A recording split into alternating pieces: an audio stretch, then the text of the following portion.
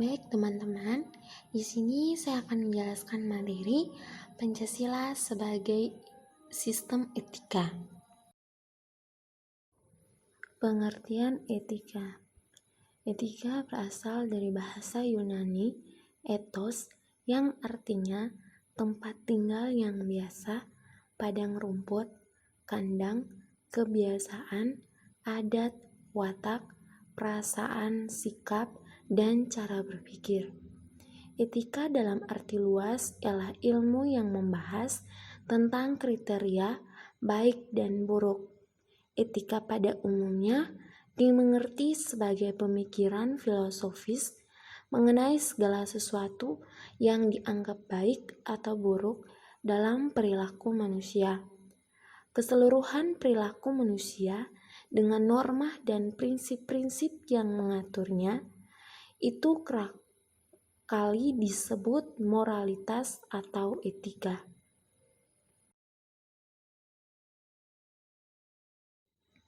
Aliran etika. Ada beberapa aliran etika yang dikenal dalam bidang filsafat, meliputi etika keutamaan, teleologis, deontologis.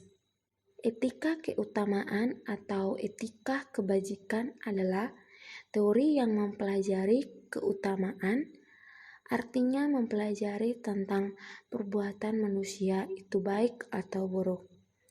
Etika keutamaan ialah baik hati, belas kasih, terus terang, bersahabat, murah hati, percaya diri, berani, santun, jujur, mandiri, bijaksana, peduli, dan toleransi.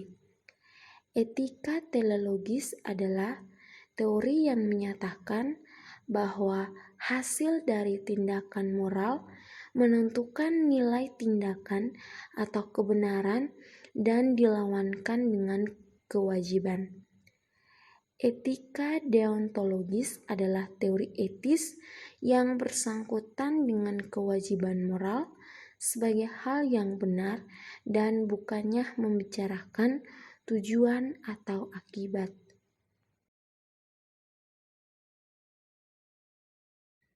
Etika Pancasila. Etika Pancasila adalah cabang filsafat yang dijabarkan dari sila-sila Pancasila untuk mengatur perilaku kehidupan bermasyarakat, berbangsa, dan bernegara di Indonesia. Oleh karena itu, dalam etika Pancasila terkandung nilai-nilai ketuhanan, kemanusiaan, persatuan, kerakyatan, dan keadilan. Sila ketuhanan mengandung dimensi moral berupa nilai spiritualitas yang mendekatkan diri kepada Sang Pencipta. Sila kemanusiaan mengandung dimensi humanus, artinya menjadikan manusia lebih manusiawi, yaitu upaya meningkatkan kualitas kemanusiaan dalam pergaulan antar sesama.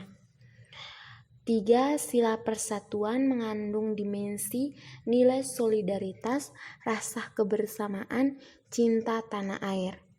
Sila kerakyatan mengandung nilai berupa sikap menghargai orang lain, mampu mendengar pendapat orang lain. Sila keadilan mengandung dimensi nilai mau peduli atas nasib orang lain, kesediaan membantu kesulitan orang lain. Alasan diperlukannya Pancasila sebagai sistem etika. Pertama, dekadensi moral yang melanda kehidupan masyarakat, terutama generasi muda, sehingga membahayakan kelangsungan hidup bernegara. Contohnya, penyalahgunaan narkoba, kebebasan tanpa batas, rendahnya rasa hormat kepada orang tua, menipisnya rasa kejujuran, tawuran antar pelajar. Kedua, korupsi akan merajalela karena penyelenggara negara tidak memiliki rambu-rambu normatif dalam menjalankan tugasnya. Ketiga, kurangnya rasa perlu berkontribusi dalam pembangunan melalui pembayaran pajak.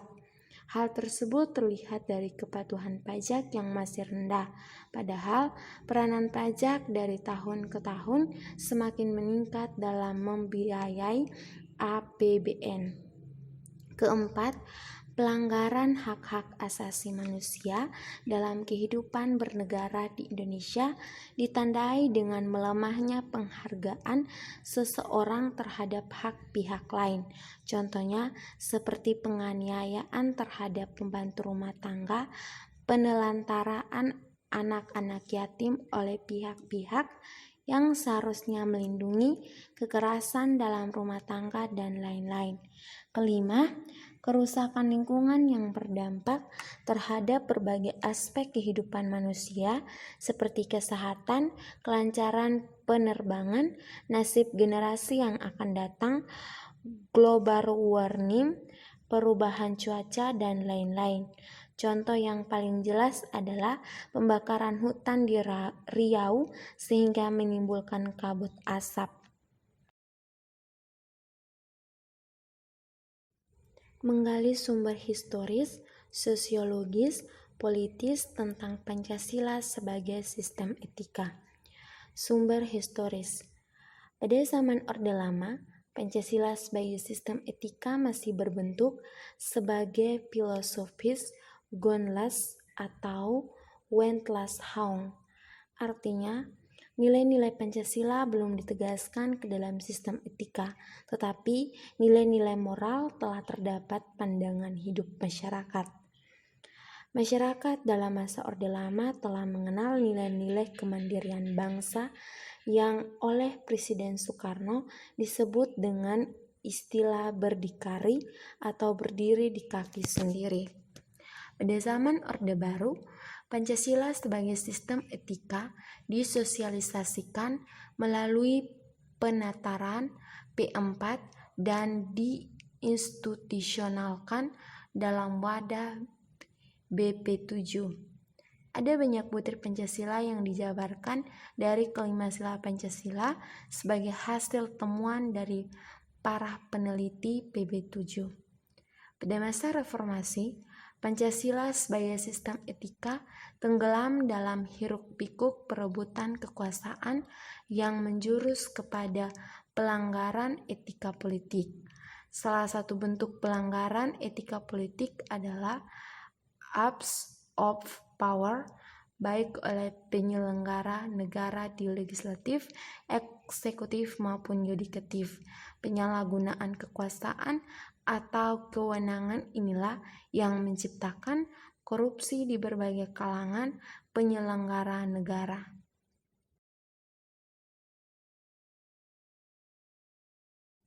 Dua, sumber sosiologis. Sumber sosiologis Pancasila sebagai sistem etika dapat ditemukan dalam kehidupan masyarakat berbagai etnik di Indonesia. Misalnya, orang Minangkabau dalam hal bermusyawarah memakai prinsip bulat air oleh pembulu, bulat kata oleh mufakat. Masih banyak lagi mutiara kearifan lokal yang bertebaran di bumi Indonesia ini sehingga memerlukan penelitian yang mendalam. 3. Sumber politis. Sumber politis Pancasila sebagai sistem etika terdapat dalam norma-norma dasar sebagai sumber penyusunan berbagai peraturan perundang-undangan di Indonesia. Hans Kesseln mengatakan bahwa teori hukum itu suatu norma yang berbentuk piramida. Norma yang lebih rendah memperoleh kekuatannya dari norma yang lebih tinggi. Semakin tinggi suatu norma akan semakin abstrak sifatnya dan sebaliknya. Semakin rendah kedudukannya akan semakin konkret norma tersebut. Pancasila sebagai sistem etika merupakan norma tertinggi yang sifatnya abstrak, sedangkan perundang-undangan merupakan norma yang ada di bawahnya bersifat konkret. Etika politik mengatur masalah perilaku politikus, berhubungan juga dengan praktik institusi sosial, hukum, komunitas, struktur-struktur sosial, politik ekonomi. Etika politik memiliki 3 dimensi, yaitu tujuan, sarana, dan aksi politik itu sendiri. Dimensi tujuan merumuskan dalam upaya mencapai kesejahteraan masyarakat dan hidup damai yang didasarkan pada kebebasan dan keadilan. Dimensi sarana memungkinkan pencapaian tujuan yang meliputi sistem dan prinsip-prinsip dasar pengorganisasian praktik penyelenggaraan negara dan yang mendasari institusi-institusi sosial. Dimensi aksi politik berkaitan dengan pelaku pemegang peran sebagai pihak yang menentukan rasionalitas politik.